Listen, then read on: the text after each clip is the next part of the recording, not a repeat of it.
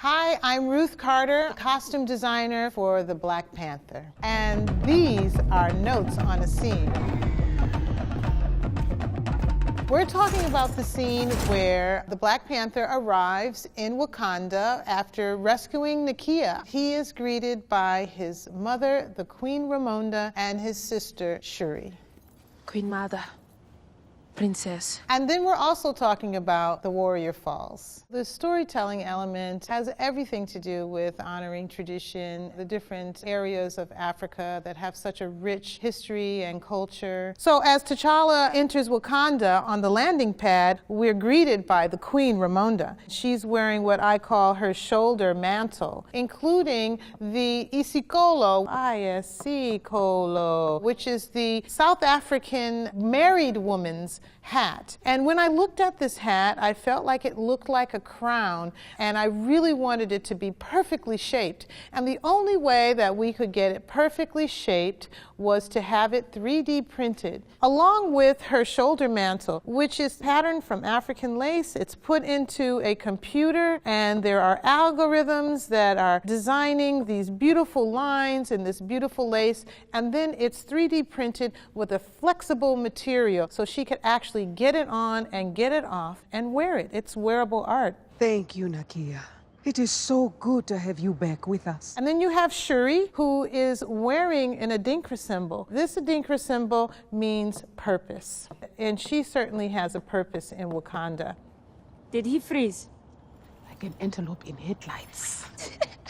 Over on your left, you see Florence Kasumba, who is one of our Dora Milaje. She is wearing silver metallic armor. Ryan Coogler really wanted all of the armor on the Dora Milaje to look like jewelry. And so we made sure that it had a brilliant shine. There's this area of the Dora Milaje that I like to call the harness. I wanted the harness to look like it was hand-tooled by the same special craftsmen of Wakanda that would make the Queen's costume, because it's a great honor for someone to be a Dora Milaje. They also wear neck rings and arm rings that are from South Africa, just like the Ndebele tribe. The beadwork is inspired by the Turkana tribe. So you see different regions of Africa. A comfort for your loss. Thank you, Nakia.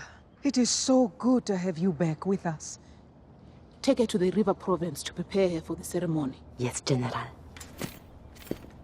Nakia is a war dog. She is a Nigerian princess. Nakia wears green. Right here, a river stone. And it's something that we wanted to include to signify her tribe and her country. She is a spy, and she was undercover as a Muslim girl. And she wore a burqa-type drape when she was a spy. And then she takes it off, and underneath it all is her fighting costume. On the other side of T'Challa, we have Okoye, who is played by Danae Guerrera, and she is wearing gold armor. And that signifies that she is the leader of the Dora Milaje. And then in the middle, we see T'Challa. His costume here is from Captain America Civil War. He has a triangular pattern that we infused in the suit. It's kind of like the sacred geometry of Africa. It not only makes him a superhero, it also makes him an African king. An antelope in headlights. Are you finished? Infusing African tradition with modern technology, one place we started was the 3D printing of the shoulder mantle for Queen Ramonda. Another representation is seen in Shuri. Shuri is wearing a necklace here in more of a modern kind of a choker way, but these little puka shells were used as trading. They represented wealth. Also with the Dora Milaje, anywhere where you see a silver or a metal substance, it is vibranium.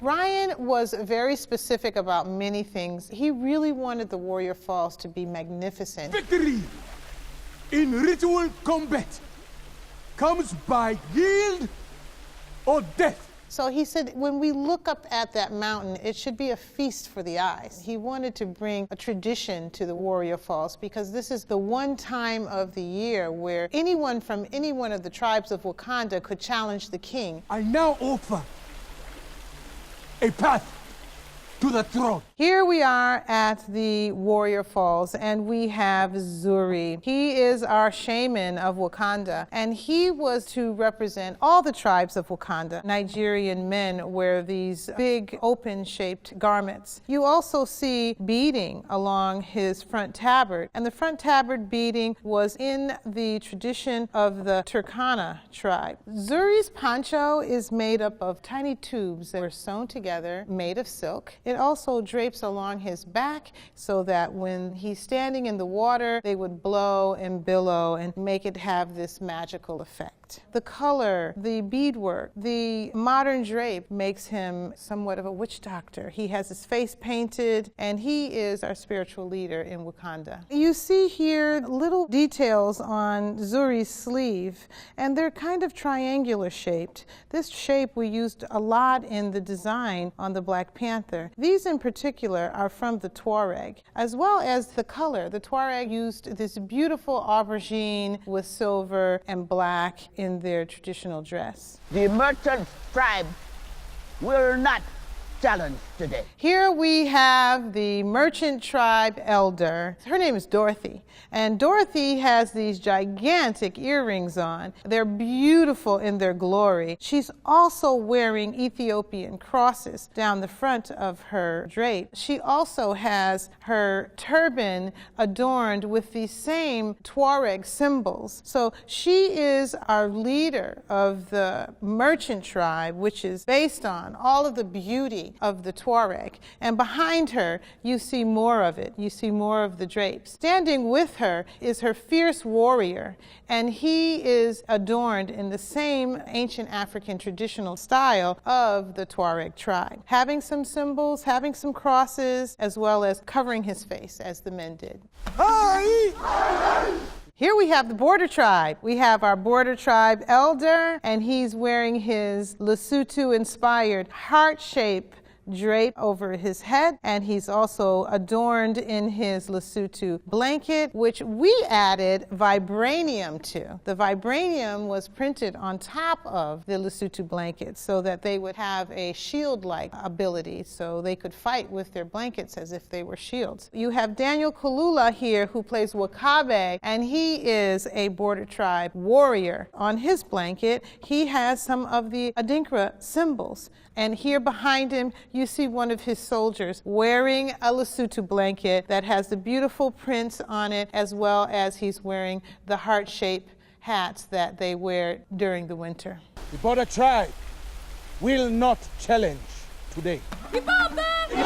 Here is the River Tribe, and we see Lupita Nyong'o in her traditional beaded costume based on the Zuri people of Africa. And you see them along the rivers of different areas of Africa. You see a lot of them with children, and they have sticks and flowers that they adorn their bodies with. But she also has her warrior harness, complete with the puka shells that signify her great wealth. Her River Tribe elder, who is here seen with the lip plate to signify also his wealth and his status. His costume is completely made up. It's beaded from African artifacts that I found at flea markets, and then we made this warrior style caftan with a drape, and we covered it with puka shells again to signify wealth, as well as this beadwork that was taken from different artifacts that we found from Africa. The lip plate is a complete prosthetic, and it is put on every day. It takes hours by the makeup department. He also has gauges in his ears that were painted with the design work that you'll see in some of his other costumes. But that day on set for him, he has to drink his beverages from a straw, but he still has the ability to hold a conversation. The River Tribe will not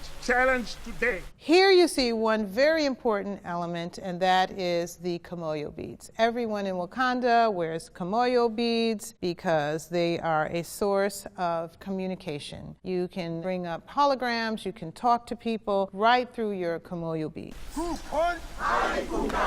The mining tribe will not challenge today. Here is the mining tribe, including the mining tribe elder and her fierce warrior. The mining tribe elder is wearing a Himba tribe wig that is complete with the little puffs that they wear on the bottom of it. It's ochre and shea butter, and it makes up this wonderful piece. The amber crown we made for her is something that I had as an inspiration on Roots, the other film that I have done. And I brought it on because it framed her face so beautifully. Her warrior here is wearing a Maasai headdress. His headdress is worn by Maasai warriors, and the bigger the feathers or the fur that goes around the headdress, the more fierce a warrior you are. The beadwork that is done around the face is done by hand, by craftspeople, but this one happened to be done by hand by me. Late night in the costume shop, because I was insistent on having this headdress in this scene. These drapes are just a real long piece of fabric and just have to be knotted on the shoulder, and kind of a free-form creative process on the day. And here to the left, you see more of the miners. And the miners wear this gorgeous orange and red combination, similar to the Turkana tribe. For this scene, it wasn't as many people to dress as you would think, because they came in sections and we got them pre-fit, and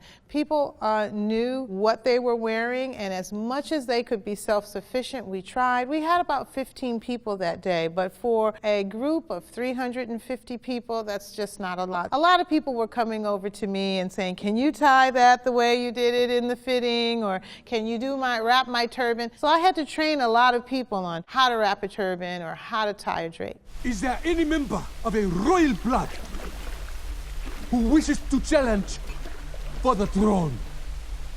Here we have Shuri. Shuri is wearing her traditional costume that she's super uncomfortable in. It is inclusive of this, what she calls a little MC underbite, and also these special beads that are real African beads that are made, some of them are made of clay, some of them are made of rolled paper. In the back, you can't see it really, but in the back of her costume is this sort of like a spear, but it's a corset from the Dinka tribe, and it travels around her body, it attaches in the front, and it has a long spear up the back. We wanted her to have all of this stuff on her face and around her body so she would be super uncomfortable, and it really did inspire her lines. This corset is really uncomfortable, so could we all just wrap it up and go home? Now you can see the Dinka corset, the way that it goes up in the back and it comes down the sides, and it attaches. It has beads that go around her shoulders, and this is her traditional costume to wear for that ceremony called the Warrior Falls. It was inspiring to finally have a scene in the Black Panther where it was all about tradition. Because of that, it was really taking the research and applying it to all of the things that you gather, every color that you are inspired by, and every texture that you have. We brought together so many elements all together in one place, unlike you'll ever see anywhere. We had the Northern African Tuareg, we had Mali, we have Nigeria represented, South Africa. It was a beautiful spectacle. And so that was a way of kind of bringing our past forward and showing it in a way that was mystical and futuristic in a superhero film like you have never seen before. I think storytelling like that is what the best stories are made of.